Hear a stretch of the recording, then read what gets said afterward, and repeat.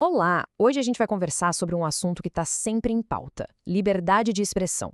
É um daqueles direitos que todo mundo conhece, um dos mais importantes que a gente tem, mas o que ele significa na prática? Porque, olha, ele é muito conhecido, mas também é um dos mais mal compreendidos. Por isso, hoje a gente vai fundo para entender o poder desse direito e, claro, as responsabilidades que vêm com. E aqui já chegamos na grande pergunta, né? A pergunta de US$ 1 milhão. Será que ter liberdade de expressão é ter um passe livre para dizer o que vier na cabeça sem pensar nas consequências? Muita gente acredita que sim. Mas é assim mesmo que funciona? Vamos investigar o que a nossa lei maior, a Constituição, realmente diz sobre isso. Certo? Então, primeiro passo.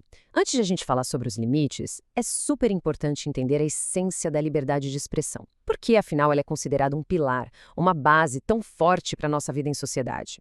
A definição, na verdade, é bem direta. É a garantia de que qualquer pessoa pode manifestar suas ideias, suas opiniões, seus pensamentos. Mas a parte mais importante aqui, a chave de tudo, é a expressão sem censura prévia. O que isso quer dizer? Quer dizer que o Estado ou qualquer outra pessoa não pode proibir alguém de falar ou publicar algo antes que seja feito. A análise sobre o que foi dito e a responsabilidade por isso vem sempre depois.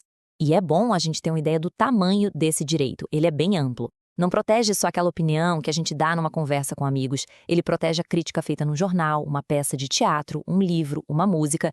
E, o que é fundamental, protege a livre circulação de notícias e informações. Pensa nele como um grande guarda-chuva que abriga muitas formas de manifestação. Tá, mas por que isso é tão vital? Imagina só uma sociedade sem isso. Simplesmente não existiria debate público de verdade.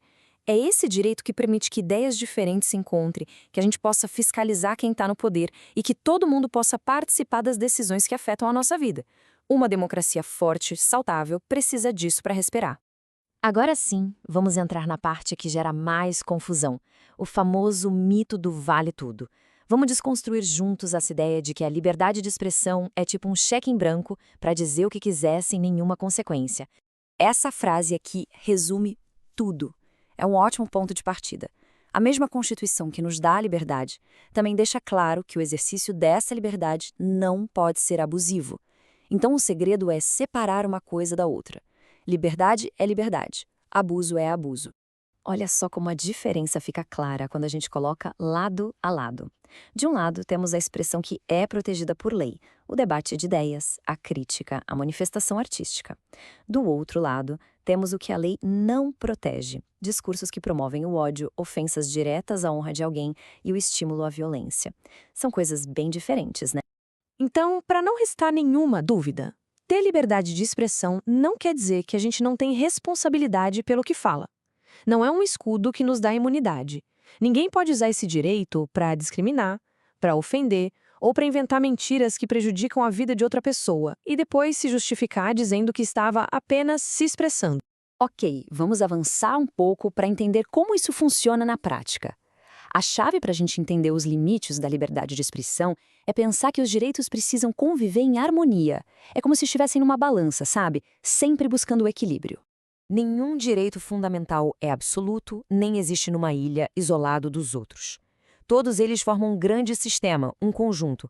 Dá para pensar numa orquestra. Cada instrumento é importante, mas eles precisam tocar em harmonia para a música sair bonita. Com os direitos é a mesma coisa.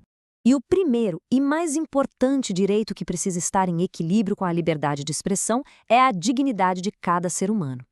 Pensa nas regras de convivência de uma escola. A liberdade que um aluno tem de brincar no pátio termina onde a brincadeira dele começa a machucar ou a humilhar um colega. O princípio na sociedade é o mesmo. E além da dignidade, essa balança dos direitos também inclui a proteção da nossa honra, da nossa imagem e da nossa vida privada. O sistema de leis busca o tempo todo encontrar esse ponto de equilíbrio. A liberdade de opinião não pode ser usada como desculpa para invadir a privacidade de alguém ou destruir a reputação de uma pessoa com calúnias, por exemplo. Certo, pessoal, estamos chegando na nossa reta final. Vamos agora organizar tudo o que a gente viu até aqui. A ideia principal que conecta todos esses pontos pode ser resumida num conceito bem simples, que é liberdade com responsabilidade. A gente pode resumir o princípio central em 3 passos bem fáceis de lembrar. Passo 1, a garantia.